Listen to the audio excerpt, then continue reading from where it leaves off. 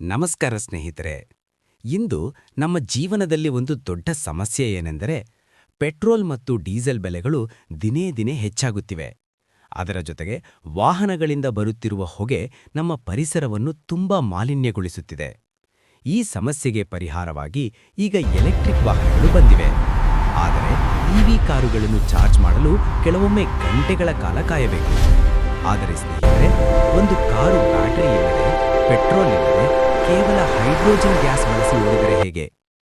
ಇನ್ನೂ ದೊಡ್ಡ ಆಶ್ಚರ್ಯ ಏನೆಂದರೆ ಆ ಕಾರಿನ ಸೈಲೆನ್ಸರ್ನಿಂದ ಹೊಗೆ ಅಲ್ಲ, ಸ್ವಚ್ಛವಾದ ನೀರು ಮಾತ್ರ ಹೊರಬರುತ್ತದೆ. ಹೌದು ಸ್ನೇಹಿತರೆ, ಇದನ್ನೇ ಹೈಡ್ರೋಜನ್ ಫ್ಯೂಯಲ್ ಸೆಲ್ ವಾಹನಗಳು ಎಂದು ಕರೆಯುತ್ತಾರೆ. ಇವು ಹೇಗೆ ಕೆಲಸ ಮಾಡುತ್ತವೆ? ಈ ಕಾರುಗಳಲ್ಲಿ ದೊಡ್ಡ ಬ್ಯಾಟರಿ ಇರುವುದಿಲ್ಲ. ಪೆಟ್ರೋಲ್ ಬಂಕ್ನಲ್ಲಿ ನಾವು ಪೆಟ್ರೋಲ್ ತುಂಬಿಸುವಂತೆ ಈ ಕಾರುಗಳಲ್ಲಿ ಹೈಡ್ರೋಜನ್ ಗ್ಯಾಸ್ ಅನ್ನು ಟ್ಯಾಂಕ್ನಲ್ಲಿ ತುಂಬಿಸಲಾಗುತ್ತದೆ. ಕಾರಿನ ಒಳಗೆ ಇರುವ ಒಂದು ವಿಶೇಷ ಸಾಧನವನ್ನು ಫ್ಯೂಯಲ್ ಸೆಲ್ ಎಂದು ಕರೆಯುತ್ತಾರೆ. ಈ ಫ್ಯೂಯಲ್ ಸೆಲ್ ಒಳಗೆ ನಾವು ಹಾಕಿದ ಹೈಡ್ರೋಜನ್ ಮತ್ತು ಗಾಳಿಯಲ್ಲಿರುವ ಆಕ್ಸಿಜನ್ ಸೇರಿ ಒಂದು ರಾಸಾಯನಿಕ ಪ್ರಕ್ರಿಯೆ ನಡೆಯುತ್ತದೆ. ಆ ಪ್ರಕ್ರಿಯೆಯಿಂದ ವಿದ್ಯುತ್ ಉತ್ಪತ್ತಿಯಾಗುತ್ತದೆ. ಆ ವಿದ್ಯುತ್ ಕಾರಿನ ಎಲೆಕ್ಟ್ರಿಕ್ ಮೋಟಾರನ್ನು ಓಡಿಸುತ್ತದೆ. ಅದರಲ್ಲೇ ದೊಡ್ಡ ಆಶ್ಚರ್ಯ ಏನೆಂದರೆ ಈ ಪ್ರಕ್ರಿಯೆಯ ನಂತರ ಹೊರಬರುವುದೇನು ಗೊತ್ತಾ? ಕೇವಲ ಸ್ವಚ್ಛವಾದ ನೀರು. ಹೀಗಾಗಿ ಇದು ಪರಿಸರ ಸ್ನೇಹಿ ತಂತ್ರಜ್ಞಾನ.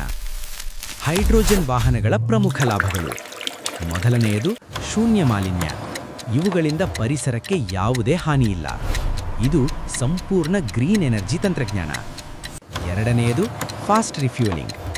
ಇವಿ ಕಾರುಗಳನ್ನು ಚಾರ್ಜ್ ಮಾಡಲು ಗಂಟೆಗಳು ಬೇಕಾಗುತ್ತದೆ. ಆದರೆ ಹೈಡ್ರೋಜನ್ ಕಾರಿಗೆ ಟ್ಯಾಂಕ್ ಫುಲ್ ಮಾಡಲು ಕೇವಲ 3ರಿಂದ 5 ನಿಮಿಷ ಸಾಕು. ಮೂರನೆಯದು ಹೆಚ್ಚಿನ ಮೈಲೇಜು.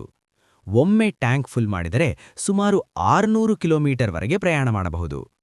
ನಾಲ್ಕನೆಯದು ಭಾರವಾದ ವಾಹನಗಳಿಗೆ ಸೂಕ್ತ. ಬಸ್ ಮತ್ತು ಲಾರಿಗಳಲ್ಲಿ ದೊಡ್ಡ ಬ್ಯಾಟರಿ ಇಟ್ಟರೆ ವಾಹನ ತುಂಬಾ ಭಾರವಾಗುತ್ತದೆ.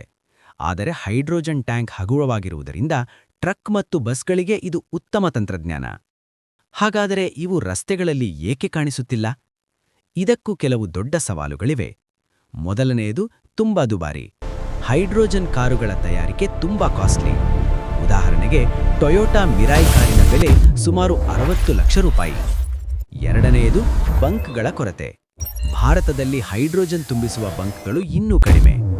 ಮೂರನೆಯದು ಉತ್ಪಾದನಾ ಮಾಲಿನ್ಯ. ಕಾರಿನಿಂದ ಹೊಗೆ ಬರುವುದಿಲ್ಲ, ಆದರೆ ಹೈಡ್ರೋಜನ್ ಉತ್ಪಾದನೆ ಮಾಡುವಾಗ ಕೆಲವೊಮ್ಮೆ ಕಲ್ಲಿದ್ದಲು ಬಳಸುತ್ತಾರೆ. ನಾಲ್ಕನೆಯದು ಸುರಕ್ಷತೆ. ಹೈಡ್ರೋಜನ್ ಬಹಳ ವೇಗವಾಗಿ ಬೆಂಕಿ ಹಿಡಿಯುವ ಗ್ಯಾಸ್. ಆದ್ದರಿಂದ ಇದನ್ನು ಸುರಕ್ಷಿತವಾಗಿ ಸಂಗ್ರಹಿಸುವುದು ಒಂದು ಸವಾಲು. ಭಾರತದಲ್ಲಿ ಇದರ ಭವಿಷ್ಯ: ತಜ್ಞರ ಪ್ರಕಾರ ಸಣ್ಣ ಕಾರುಗಳಿಗಿಂತ ಬಸ್ ಮತ್ತು ಲಾರಿ ವಾಹನಗಳಿಗೆ ಹೈಡ್ರೋಜನ್ ಹೆಚ್ಚು ಸೂಕ್ತ. ಈಗಾಗಲೇ ಟೊಯೋಟಾ ಮೋಟಾರ್ಸ್ ಮತ್ತು ಅಶೋಕ್ ಲೇಲ್ಯಾಂಡ್ ಹೈಡ್ರೋಜನ್ ಬಸ್ ಮತ್ತು ಲಾರಿಗಳ ಪರೀಕ್ಷೆ ಆರಂಭಿಸಿವೆ.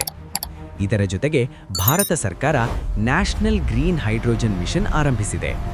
ಸೋಲಾರ್ ಮತ್ತು ವಿಂಡ್ ಎನರ್ಜಿ ಬಳಸಿ 100% ಸ್ವಚ್ಛ ಹೈಡ್ರೋಜನ್ ಉತ್ಪಾದನೆ ಮಾಡುವ ಗುರಿ ದೇಶದ್ದಾಗಿದೆ. ತೀರ್ಮಾನ: ನಗರಗಳಲ್ಲಿ ಓಡಾಡಲು ಎಲೆಕ್ಟ್ರಿಕ್ ವಾಹನಗಳು ಉತ್ತಮ ಆಯ್ಕೆ. ಆದರೆ ದೀರ್ಘ ಪ್ರಯಾಣ, ಲಾರಿಗಳು ಮತ್ತು ಬಸ್ಗಳಿಗಾಗಿ ಭವಿಷ್ಯದಲ್ಲಿ ಹೈಡ್ರೋಜನ್ ಫ್ಯೂಯಲ್ ಸೆಲ್ ತಂತ್ರಜ್ಞಾನ ಬಹಳ ದೊಡ್ಡ ಪಾತ್ರ ವಹಿಸಬಹುದು. ಹಾಗಾದರೆ ಸ್ನೇಹಿತರೆ, ನಿಮಗೆ ಯಾವ ತಂತ್ರಜ್ಞಾನ ಇಷ್ಟ? ಇವಿ ವಾಹನಗಳ ಅಥವಾ ಹೈಡ್ರೋಜನ್ ವಾಹನಗಳ? ಕಮೆಂಟ್ನಲ್ಲಿ ನಿಮ್ಮ ಅಭಿಪ್ರಾಯ ತಿಳಿಸಿ.